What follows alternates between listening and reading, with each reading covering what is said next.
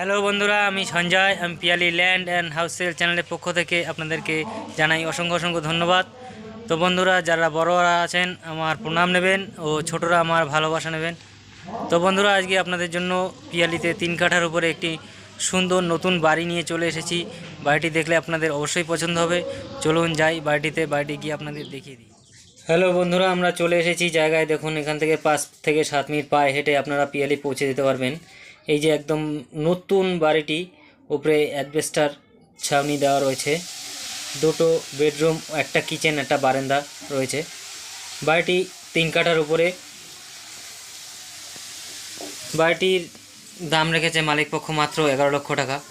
এই জায়গাটি সম্পূর্ণ শালি ও রেকর্ডিও। আর এই যে সামনে আপনারা বাড়িটির সামনে জল দেখতে পাচ্ছেন, মাত্র 1 ফুট জল। তো মালিক পয়সার অভাবে এখানে মাটি ফেলতে পারেনি বলে এই জলটা রয়েছে।